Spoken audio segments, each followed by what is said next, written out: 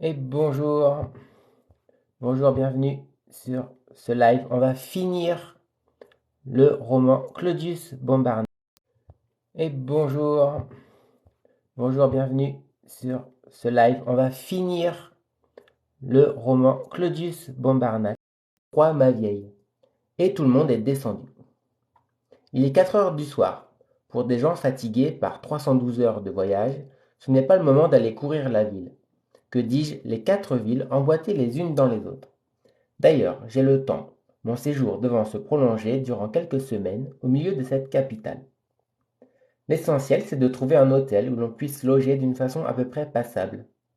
Renseignement pris, il y a lieu de croire que l'hôtel des 10 000 songes, voisin de la gare, nous offrira un bien-être en rapport avec nos habitudes d'occidentaux. Quant à mademoiselle Zinka Clark, je remets au lendemain la visite que j'ai à lui faire. Zinka Clark, il faudra lui annoncer que son fiancé est mort dans l'attaque du train. Coucou mon chaton. Le major Noltids demeurera dans le même hôtel que moi. Je n'ai donc point à prendre congé de lui, ni de monsieur et madame Katarna, qui comptent y rester une quinzaine de jours, avant de partir pour Shanghai.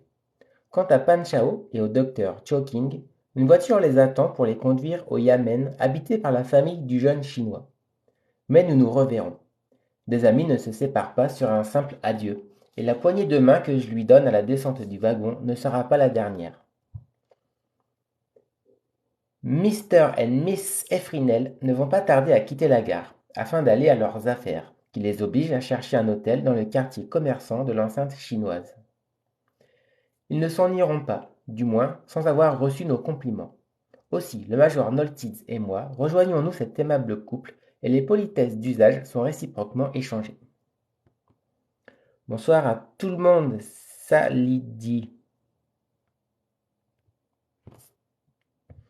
Enfin, dis-je à Fulk et Fresnel, les 42 colis de la maison Strong Bulben Co. sont parvenus à bon port.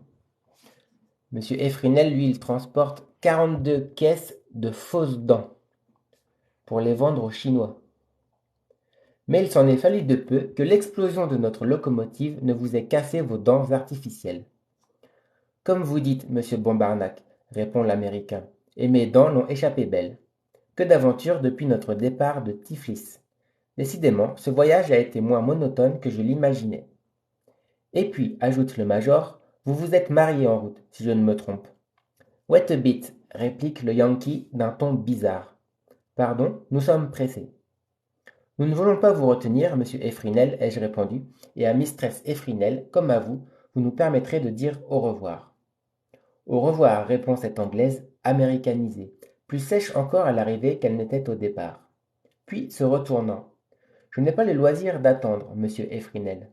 Ni moi, mistress, répond le Yankee. Ces deux-là, ils viennent de se marier pendant le voyage, dans le train, mais ce n'était pas par amour, c'était pour les affaires. Salut Léo, ravi de te revoir. Monsieur, mistress, allons, on ne s'appelle déjà plus Fulk et Horatia, et alors, sans que l'un ait offert le bras à l'autre, tous deux franchissent la porte de sortie. J'ai comme une idée que le courtier a dû prendre à droite, tandis que la courtière prenait à gauche. Après tout, c'est leur affaire. Restait mon numéro 8, Sir Francis Trevelyan, le personnage muet, qui n'a pas dit un seul mot de toute la pièce. Je veux dire de tout le voyage. Je voudrais pourtant bien entendre le son de sa voix, ne fût-ce qu'une seconde. Et, si je ne me trompe, il me semble que cette occasion va se présenter ici même. En effet, le flegmatique gentleman est là, promenant son regard dédaigneux sur les wagons. Il vient de tirer un cigare de son étui en maroquin jaune. Mais lorsqu'il secoue sa boîte d'allumettes, il s'aperçoit qu'elle est vide. Précisément, mon cigare, un excellent Londres de choix, est allumé et je le fume avec la satisfaction béate d'un amateur, et aussi le regret d'un homme qui n'en trouvera pas de pareil dans toute la Chine. Sir Francis Trevelyan a vu la lueur qui brille au bout de mon cigare, et il s'avance vers moi. Je pense qu'il va me demander du feu, ou plutôt de la lumière, comme disent les Anglais. Et j'attends le Somelight traditionnel. Ravi également que vous avez passé une bonne semaine. Oui, merci. La semaine est passée vite.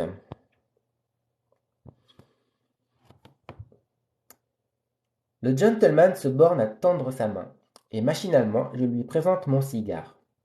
Il le prend alors entre le pouce et l'index, il en fait tomber la cendre blanche, il y allume le sien, et alors je m'imagine que si je n'ai point entendu le Some Light, je vais entendre le Thank you, sir. Point. Dès qu'il a humé quelques bouffées de son cigare, Sir Francis Trevelyan jette nonchalamment le mien sur le quai. Quel mal poli cet homme! Puis, sans saluer, prenant sa gauche en véritable londonien, il s'en va d'un pas mesuré et quitte la gare. Comment? Vous n'avez rien dit? Non! Je suis demeuré stupide. Il ne m'est venu ni une parole, ni un geste. J'ai été complètement interloqué devant cette impolitesse ultra-britannique, tandis que le major Noltitz n'a pu retenir un franc éclat de rire. Ah, si je le retrouve, ce gentleman! Mais jamais plus je n'ai revu Sir Francis Trevelyan de Trevelyan Hall, Trevelyanshire. Une demi-heure après, nous sommes installés à l'hôtel des 10 000 songes. Là, on nous sert un dîner confectionné suivant les règles de l'invraisemblable cuisine céleste. Le repas terminé, dès la deuxième veille, pour employer le langage chinois, couchés dans des lits trop étroits au milieu de chambres peu confortables, nous nous endormons, non du sommeil du juste, mais du sommeil des éreintés, qui le vaut bien. Je ne me suis pas réveillé avant 10 heures, et peut-être aurais-je dormi toute la matinée si la pensée ne m'était revenue que j'avais un devoir à remplir. Et quel devoir? Me rendre à l'avenue Cha-Coua avant que la livraison de la funeste caisse ait été faite à sa destinataire, mademoiselle Zinka Clark. Eh oui, je vous resitue le contexte. Kinko, le voyageur clandestin, qui voyageait dans une caisse destinée à mademoiselle Zinka Clark. Il voyageait clandestinement caché dans sa caisse, et la caisse devait être livrée à sa fiancée. Sauf que Kinko est mort. Et on va l'annoncer à Zinka. Je me lève donc. Ah, si Kinko n'avait pas succombé, je serais retourné à la gare. J'aurais assisté, comme je lui avais promis, au déchargement du colis précieux. J'aurais veillé à ce qu'il fût arrimé comme il fallait sur le camion. Je l'aurais accompagné jusqu'à l'avenue Cha-Coua. J'eusse même aidé à le transporter dans la chambre de mademoiselle Zinka Clark. Et quelle double explosion de joie lorsque le fiancé se serait élancé à travers le panneau pour tomber dans les bras de la jolie roumaine. Bonsoir Mathias. Mais non, et lorsque cette caisse arrivera, elle sera vide. Vide comme un cœur dont tout le sang s'est échappé. Je quitte l'hôtel des 10 000 songes vers 11 heures. J'avise une de ces voitures chinoises qui ressemblent à des palanquins à roues. Je donne l'adresse de mademoiselle Zinka Clark et me voici en route.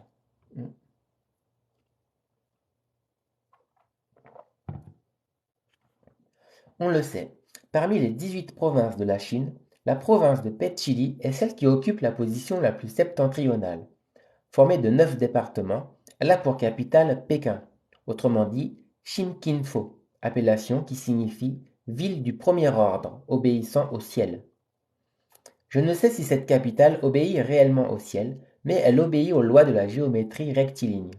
Il y a 4 villes, carrées ou rectangulaires, l'une dans l'autre. La ville chinoise, qui contient la ville Tartare, laquelle contient la ville jaune, ou Unqing, laquelle contient la ville rouge, ou Tsenkeiqing, c'est-à-dire la ville interdite. Et dans cette enceinte symétrique de 6 lieues, l'on compte plus de 2 millions de ses habitants, tartares ou chinois, qu'on a appelés les Germains de l'Orient, sans parler de quelques milliers de Mongols et de Tibétains. Qu'il y ait un nouveau va-et-vient de passants à travers les rues, je m'en aperçois aux obstacles que ma voiture rencontre à chaque pas. Des marchands ambulants, des charrettes pesamment chargées, des mandarins et leurs suites bruyantes. Et je ne parle pas de ces abominables chiens errants, moitié chacal, moitié loup, pelés et galeux, à l'œil faux, au croc menaçant, n'ayant d'autre nourriture que d'immondes détritus, et qui détestent les étrangers. Heureusement, je ne suis point à pied. Je n'ai affaire ni dans la ville rouge, où il est défendu de pénétrer, ni dans la ville jaune, ni même dans la ville tartare. Bonsoir, user. La ville chinoise forme un parallélogramme rectangle, divisé du nord au sud par la grande avenue, allant de la porte de Ungting à la porte Tien, et traversée de l'est à l'ouest par l'avenue Chakwa, qui va de la porte de ce nom à la porte Kwan Tsa. Avec cette interdiction, rien de plus facile que de trouver la demeure de mademoiselle Zinka Clark, mais rien de moins commode que de se diriger, étant donné l'encombrement des rues de cette première enceinte. Enfin, un peu avant midi, j'arrive à destination. La voiture s'arrête devant une maison de modeste apparence qui est occupée par des artisans en chambre et ainsi que l'indique l'enseigne, plus particulièrement par des étrangers. C'est au premier étage, dont la fenêtre s'ouvre sur l'avenue, que loge la jeune Roumaine, laquelle, on ne l'a point oubliée, après avoir appris son métier de modiste à Paris, est venue exercer à Pékin, et possède déjà une certaine clientèle. Je monte à ce premier étage, je lis le nom de mademoiselle Zinka Clark sur une porte. Je frappe, on m'ouvre. Me voici en présence d'une jeune fille tout à fait charmante, comme le disait Kinko. C'est une blonde de 22 à 23 ans, avec les yeux noirs, du type roumain, une taille agréable, une physionomie gracieuse et souriante. En effet, n'a-t-elle pas été informée que le train du Grand Transasiatique est en gare depuis la veille au soir, en dépit des péripéties du voyage, et n'attend-elle pas son fiancé d'un instant à l'autre? Et moi, d'un mot, je vais éteindre cette joie. Je vais souffler sur ce sourire. Mademoiselle Zinka Clark est très surprise de voir un étranger apparaître au seuil de sa porte. Comme elle a vécu plusieurs années en France, elle n'hésite pas à me reconnaître pour un Français, et demande ce qui lui procure l'avantage de me voir. Il faut que je prenne garde à mes paroles, car je risquerais de la tuer, la pauvre enfant. Mademoiselle Zinka, dis-je. Vous savez mon nom, s'écrie-t-elle. Oui, mademoiselle. Je suis arrivée hier par le train du Grand Transasiatique. La jeune fille pâlit. Ses jolis yeux se troublent. Il est évident qu'elle a lieu de craindre. Kinko a-t-il été surpris dans sa caisse? La fraude a-t-elle été découverte? Est-il arrêté? Est-il en prison? Je me hâte d'ajouter. Mademoiselle Zinka, certaines circonstances m'ont mis au courant du voyage d'un jeune Roumain. Kinko, mon pauvre Kinko, on l'a trouvé? Répond-elle d'une voix tremblante. Non, non, dis-je en hésitant. Personne n'a su, si ce n'est moi, et je lui ai rendu souvent visite dans le fourgon. La nuit, nous sommes devenus deux compagnons, deux amis. Je lui portais quelques provisions. Oh, merci, monsieur, dit mademoiselle Zinka Clark en me prenant les mains. Avec un Français, Kinko était sûr de n'être point trahi, et même de recevoir assistance. Merci, merci. Je me sens de plus en plus effrayé de ce que j'ai la mission d'apprendre à cette jeune fille. Et personne n'a jamais soupçonné la présence de mon cher Kinko, me demande-t-elle. Personne. Que voulez-vous, monsieur? Nous ne sommes pas riches. Kinko était sans argent là-bas, à Tiflis, et je n'en avais pas encore assez pour lui envoyer le prix du voyage. Mais enfin, le voici. Il se procurera du travail, car c'est un bon ouvrier. Et dès que nous pourrons rembourser la compagnie... Oui, je sais. Et puis nous allons nous marier, monsieur. Il m'aime tant, et je le lui rends bien. C'est à Paris que nous avons fait connaissance. Deux pays, comme vous dites là-bas. Il était si obligeant pour moi. Alors, quand il a été de retour à Tiflis, je l'ai tant prié de venir qu'il a imaginé de s'enfermer dans une caisse. Le pauvre garçon, devait-il être mal? Mais non, mademoiselle Zinka, mais non. Ah, que je serais heureuse de payer le port de mon cher Kinko. Oui, payer le port. Cela ne peut tarder maintenant. Non, et dans l'après-midi sans doute. Je ne sais plus que répondre. Bon, il va falloir lui dire que Kinko est mort. Monsieur, me dit Zinka Clark, nous devons nous marier, Kinko et moi, dès que les formalités seront remplies. Et si ce n'est pas abuser de votre complaisance, vous nous feriez plaisir et honneur en assistant à notre mariage. À votre mariage, assurément. Je l'ai promis à mon ami Kinko. Pauvre fille, je ne puis la laisser dans cette situation. Il faut tout dire, tout. Mademoiselle Zinka, Kinko, c'est lui, monsieur, qui vous a prié de me prévenir de son arrivée? Oui, mademoiselle Zinka, mais vous comprenez, Kinko est assez fatigué après un si long parcours. Fatigué? Oh, ne vous effrayez pas. Est-ce qu'il serait malade? Oui, un peu malade. Il n'ose pas lui dire qu'il est mort. Alors, il faut que je le voie. Monsieur, je vous en supplie, accompagnez-moi à la gare. Non, ce serait une imprudence, mademoiselle Zinka. Restez ici, restez. Zinka Clark me regarde fixement. La vérité, monsieur, la vérité, dit-elle. Ne me cachez rien. Kinko. Oui, j'ai une triste nouvelle à vous communiquer. Zinka Clark est défaillante. Ses lèvres tremblent. À peine peut-elle parler. Il a été découvert, dit-elle. Sa fraude est connue, on l'a arrêté.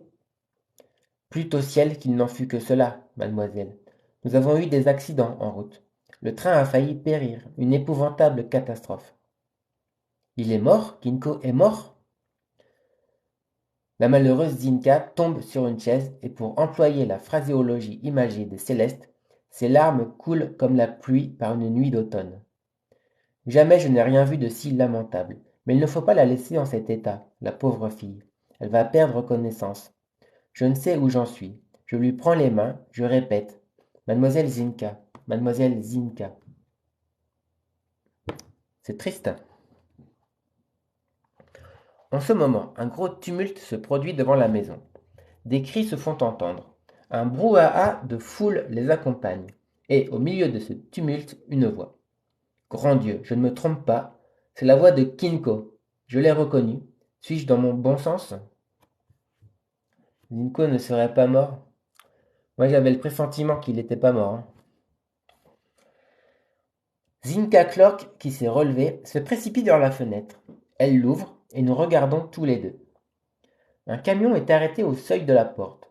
La caisse, avec ses multiples inscriptions, haut, bas, fragile, glace, craint l'humidité, est là, à demi brisée. Le camion venait d'être heurté par une charrette à l'instant où on déchargeait la caisse. Elle a glissé à terre, elle s'est défoncée, et Kinko a jailli comme un diable d'une boîte à surprise. Mais vivant, bien vivant. Et voilà, Kinko est vivant. Ils vont pouvoir se marier. Je ne puis en croire mes yeux. Comment? Mon jeune Roumain n'a pas péri dans l'explosion? Non, ainsi que je vais bientôt l'apprendre de sa bouche, ayant été jeté sur la voie à l'instant où la chaudière éclatait, il est d'abord resté inerte. Mais pour rappel, on pense qu'il est mort dans l'explosion de la locomotive. Ayant été jeté sur la voie à l'instant où la chaudière éclatait, il est d'abord resté inerte. Puis, sentant qu'il n'était pas blessé, un vrai miracle, il s'est tenu à l'écart jusqu'au moment où il a pu rentrer dans le fourgon sans être aperçu. Quant à moi, j'en étais déjà sorti, et après l'y avoir inutilement cherché, je ne pouvais douter qu'il eût été la première victime de la catastrophe. Donc, ô ironie du sort, avoir accompli un parcours de 6000 km sur le railway du Grand Transasiatique, enfermé dans une boîte parmi les bagages, avoir échappé à tant de dangers, attaques de bandits, explosions de machines, et voici qu'un accident bête, le choc d'une charrette au milieu d'une rue de Pékin, fait perdre en un instant à Kinko tout le bénéfice de son voyage. Frauduleux, soit, mais vraiment, si, je ne trouve pas d'épithète digne de qualifier ce tour de force. Le camionneur a poussé des cris à la vue de l'être vivant qui venait d'apparaître. En un instant, la foule s'est amassée. La fraude est découverte. Les agents de police arrivent. Et que voulez-vous que fasse ce jeune Roumain, qui ne sait pas un mot de chinois, et n'a pour s'expliquer que l'insuffisante langue des gestes? Aussi ne parvient-il pas à se faire comprendre, et d'ailleurs, quelle explication aurait-il pu donner?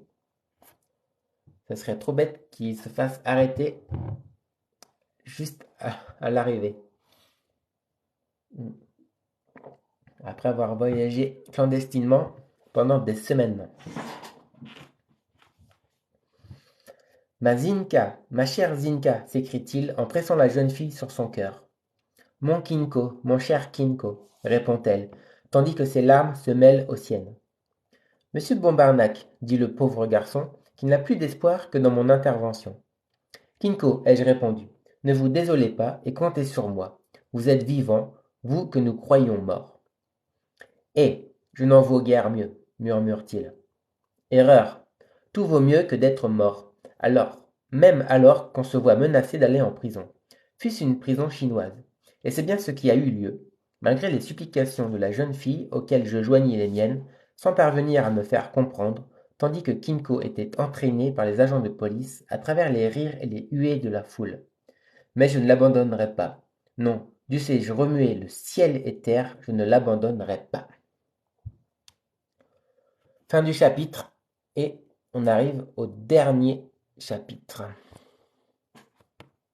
le chapitre 27. Si jamais l'expression échouer au port peut être employée au sens le plus précis, c'est évidemment en cette circonstance, et l'on m'excusera de m'en servir. Toutefois, de ce qu'un navire échoue en vue des jetés, il ne faut pas en conclure qu'il est perdu. Que la liberté de Kinko soit compromise, au cas que mon intervention et celle de nos compagnons de voyage seraient inefficaces, d'accord. Il est vivant et c'est l'essentiel. Merci MK10 Rose, merci énormément.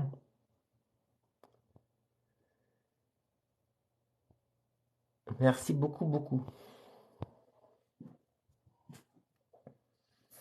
Du reste, il n'y a pas à différer d'une heure, car si la police laisse à désirer en Chine, du moins est-elle prompte et expéditive.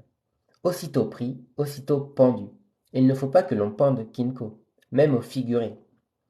J'offre donc mon bras à mademoiselle Zinka Clark. Je la conduis à ma voiture, et nous revenons tous deux rapidement vers l'hôtel des 10 000 songes. Là, je retrouve le major Noltids, monsieur et madame Katarna, et par le plus heureux hasard, le jeune Pan Chao, débarrassé du docteur Choking cette fois. Pan Chao ne demandera pas mieux que de se faire notre interprète vis-à-vis des autorités chinoises. Et alors, devant l'éplorée Zinka, j'apprends à mes compagnons tout ce qui est relatif à son fiancé. Dans quelles conditions a voyagé Kinko, et comment j'ai fait sa connaissance en route. Je leur dis que s'il a fraudé la compagnie du Transasiatique, c'est grâce à cette fraude qu'il a pu prendre le train à Uzunada. Et s'il ne l'avait pas pris, nous serions actuellement engloutis dans les abîmes de la vallée de Zhu. Oui, parce que Kinko, qui a voyagé clandestinement, qui était en fraude, c'est quand même lui qui a sauvé tout le monde d'une catastrophe. Donc on lui pardonne sa fraude. Et je précise les faits que je suis seul à connaître. C'est moi qui ai surpris ce bandit de Faruscar au moment où il allait accomplir son crime. Mais c'est Kinko qui, au péril de sa vie, avec un sang-froid et un courage surhumains, a chargé de combustible le foyer de la locomotive, s'est suspendu au levier des soupapes, a produit l'arrêt du train en faisant sauter la machine. Quelle explosion de O, de A, exclamatifs. Lorsque j'ai achevé mon récit, et dans un élan de reconnaissance un peu cabotine, notre trial de crier Hurrah pour Kinko, qu'on le décore. En attendant que le Fils du ciel octroie à ce héros un dragon vert quelconque, Madame Katarna prend les mains de Zinka Clark, elle l'attire sur son cœur, elle l'embrasse. Elle l'embrasse sans pouvoir retenir ses larmes de Dugazon, des premières amoureuses au besoin. Songez donc, un roman d'amour interrompu au chapitre final. Mais allons au plus pressé, et comme le crie M. Caterna, tout le monde en scène pour le 5, ce cinquième acte où les drames se dénouent d'habitude. Bonsoir, Tata Aurel. Nous ne pouvons laisser condamner ce brave garçon, dit le major Noltiz. Il faut nous rendre chez les directeurs du Grand Transasiatique, et quand il connaîtra les faits, il sera le premier à empêcher les poursuites. Sans doute, ai-je dit, car on ne peut nier que Kinko ait sauvé avec le train tous les voyageurs. Sans parler du trésor impérial, ajoute M. Caterna, les millions de Sa Majesté. Rien de plus vrai, dit Pan Chao. Par malheur, Kinko est tombé entre les mains de la police, on l'a conduit en prison, et il est bien difficile de sortir d'une prison chinoise. Hâtons-nous, ai-je répondu, et courons chez le directeur de la compagnie. Voyons, dit Madame Caterna, est-ce qu'on ne pourrait pas se cotiser pour rembourser le prix de la place? Cette proposition t'honore, Caroline, s'écrie le trial en portant la main à son gousset. Messieurs, messieurs, répond Zinka Clark, dont les jolis yeux sont baignés de larmes, sauvez mon fiancé avant qu'il ait été condamné. Oui, ma mignonne, réplique Madame Catarna. Oui, mon cœur, on le sauvera, votre fiancé. Et s'il faut donner une représentation à son bénéfice. Bravo, Caroline, bravo, s'écrie M. Catarna, qui applaudit avec la vigueur d'un sous-chef de claque. Nous laissons la jeune roumaine aux caresses aussi exagérées que sincères de l'excellente Dugazon. Madame Catarna ne veut plus la quitter, déclarant qu'elle la considère comme sa fille et qu'elle la défendra avec les entrailles d'une mère. Puis Pan Chao, le major Noltitz, M. Caterna et moi, nous revenons à la gare où sont les bureaux du directeur du Grand Transasiatique. Ok, donc là on va parler au directeur de la compagnie du train pour que le voyageur clandestin ne soit pas emprisonné. Bonsoir, grand prof, merci, Saïd Ouabdoulaziz. Attends, je vais essayer de le refaire. Saïd Ouab... Saïdou Abdul Aziz.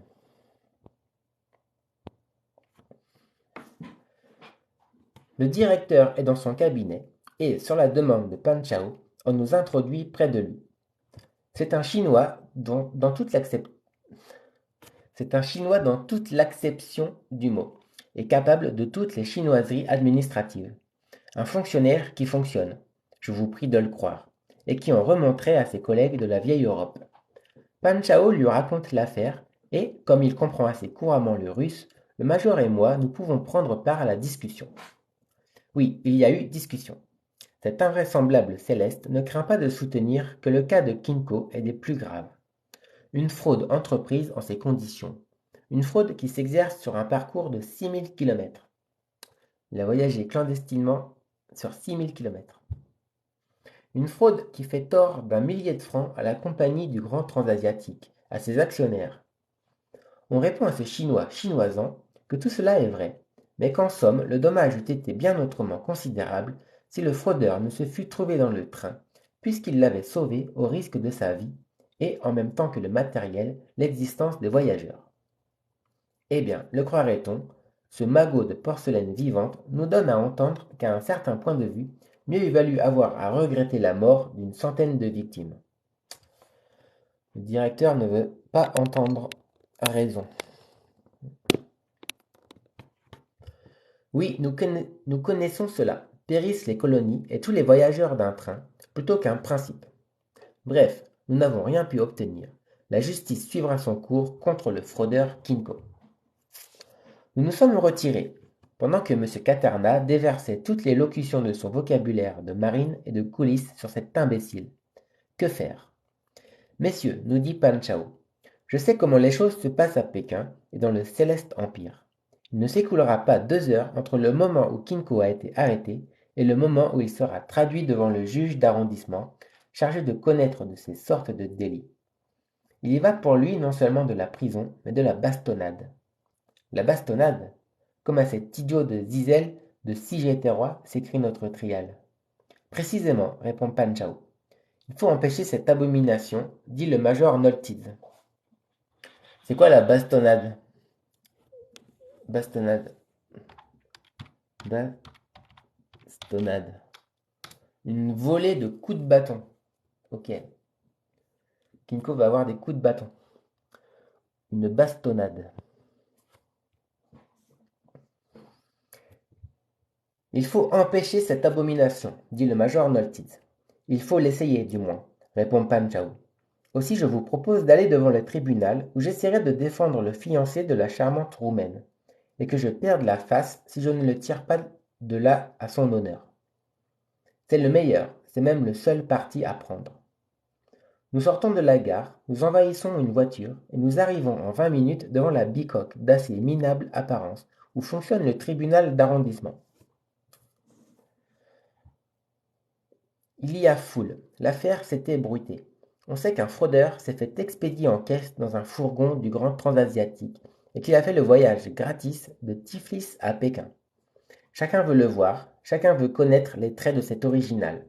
On ne sait pas encore que c'est tout simplement un héros. Il est là, notre brave compagnon. Il est là entre 2 agents à figure rébarbative, jaunes comme des coings. Ces dogues sont prêts à reconduire le prisonnier en prison sur l'ordre du juge et à lui appliquer quelques douzaines de coups de rotin sous la plante des pieds, s'il est condamné à ce surcroît de peine. Kinko est tout déconfit, tout honteux, ce qui m'étonne de la part d'un garçon que je sais si énergique. Mais dès qu'il nous aperçoit, sa physionomie s'éclaire d'un rayon d'espoir. En ce moment, le camionneur, appuyé par le témoignage des agents, racontait l'affaire à une sorte de bonhomme à lunettes qui hochait la tête d'une façon peu rassurante pour l'inculpé, lequel d'ailleurs, quand même il eût été aussi innocent que l'enfant qui va naître, n'aurait jamais pu se défendre, puisqu'il ne savait pas un mot de chinois. C'est alors que Pan Chao se présente. Le juge le connaît, il lui sourit. En effet, notre compagnon est le fils d'un riche marchand de Pékin, fournisseur attitré des débits de thé de Tung Tien et de Sun Fung Cao. Aussi, les hochements de tête du juge prennent-ils une signification plus sympathique. Il est vraiment pathétique et spirituel, notre jeune avocat. Il intéresse le juge. Il émeut l'auditoire par le récit de ce voyage. Il en raconte les péripéties. Il fait l'offre de rembourser à la compagnie ce qui lui est dû. Malheureusement, le juge ne peut y consentir. Il y a eu un dommage matériel avec un dommage moral, etc., etc. Là-dessus, Pan Chao s'anime, et bien que nous ne comprenions rien à son discours, nous devinons qu'il parle du courage de Kinko, du sacrifice qu'il a fait de sa vie pour le salut des voyageurs, et enfin, comme suprême argument, il plaide que son client a sauvé le trésor impérial. Éloquence inutile. En effet, les arguments sont sans force devant ce magistrat impitoyable, qui n'a pas absous 10 accusés pendant le cours de sa longue carrière. Il veut bien épargner la bastonnade aux délinquants, mais lui applique 6 mois de prison avec dommages-intérêts envers la compagnie du Grand Transasiatique. Puis, à un signe de cette machine à condamner, on emmène le pauvre Kinko. 6 mois de prison pour avoir voyagé clandestinement dans le train. Et sauver le train d'une catastrophe n'a pas suffi à le disculper. Que les lecteurs du XXe siècle, le XXe siècle c'est le nom du journal, ne s'apitoient pas sur le sort de Kinko. Dussé-je y perdre 100 lignes de reportage, j'aime mieux dire dès à présent que tout s'est arrangé. Le lendemain, Kinko fait une entrée triomphante dans la maison de l'avenue Chakwa où nous étions réunis, tandis que Madame Katerna prodiguait ses consolations maternelles à la malheureuse Zinka Clark.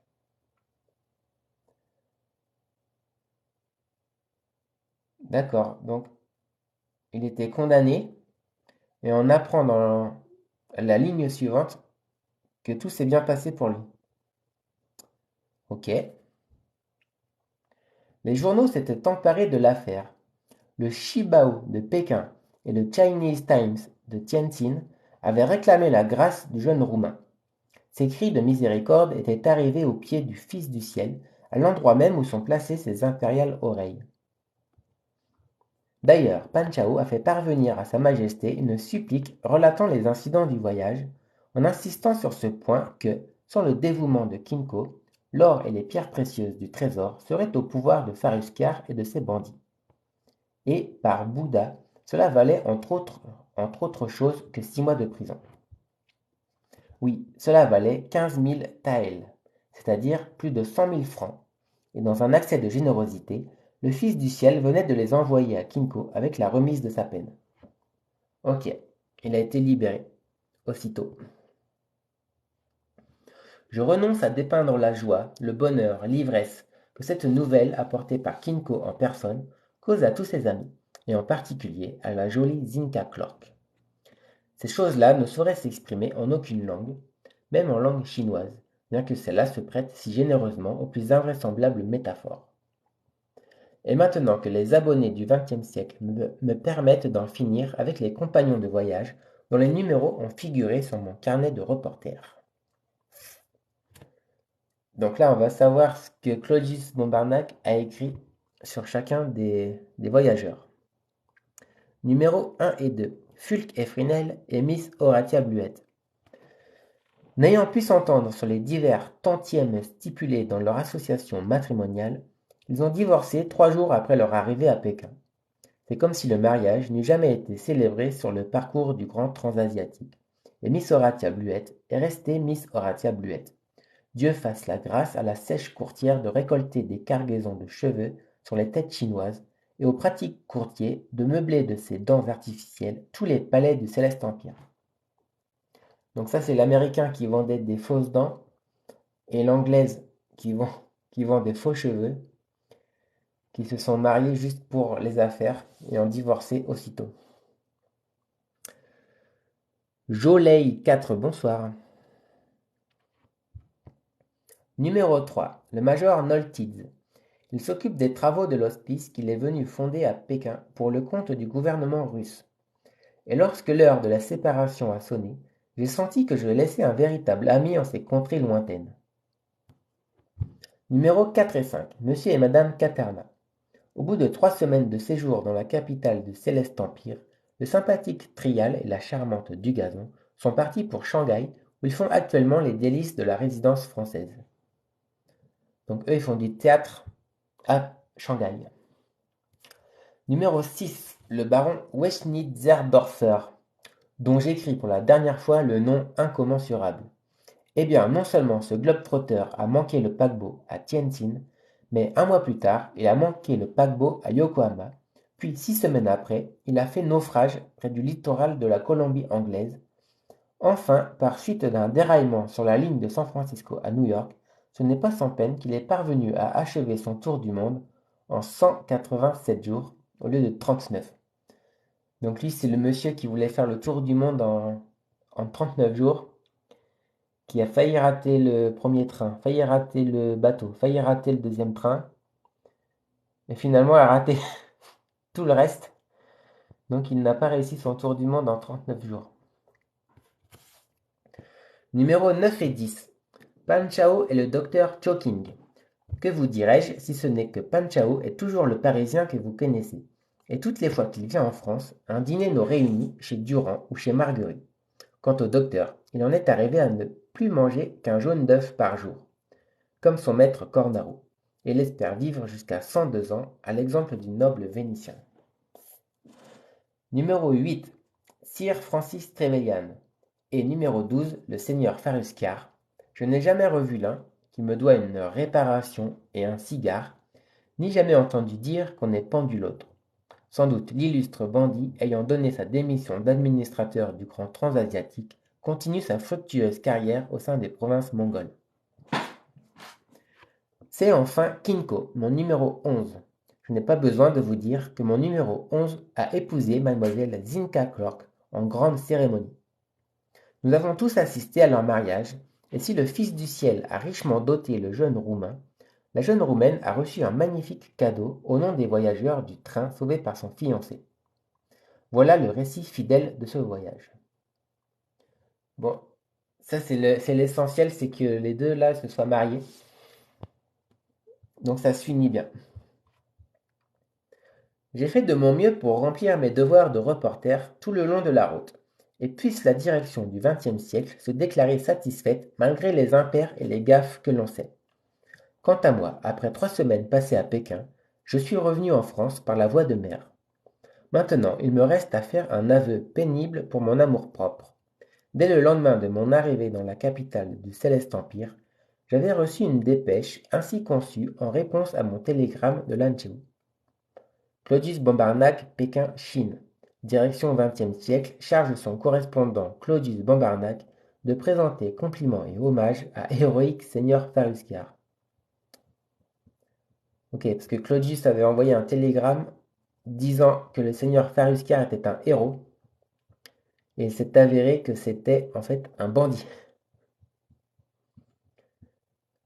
Mais j'ai toujours soutenu que cette dépêche n'était pas parvenue à son destinataire, ce qui lui a épargné le désagrément d'y répondre. Et fin du roman Claudius Bombarnac. Voilà, au bout de 10 lives, on a fini le roman. Merci d'avoir été là. Le prochain Jules Verne à lire, ce sera Petit Bonhomme. Petit Bonhomme 1893. Je sais pas si je lirai Petit Bonhomme en live ou si je lirai pas autre chose d'abord. Enfin bref, voilà, c'est terminé. C'est terminé pour ce soir.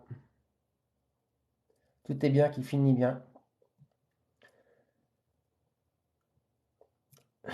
Le plus important dans cette histoire, c'est que le voyageur clandestin Kinko soit arrivé à destination à Pékin et a pu épouser sa fiancée après moult péripéties. une attaque de train pour voler le trésor. On croyait que Kinko était mort. Voilà, on a fait la connaissance de plein de voyageurs. C'était plutôt sympa comme roman. Roman de voyage, d'aventure. Voilà, bien, messieurs, dames, on va aller se coucher maintenant. Je vous souhaite une bonne nuit. Je vous souhaite de faire de beaux rêves et je vous dis à la prochaine.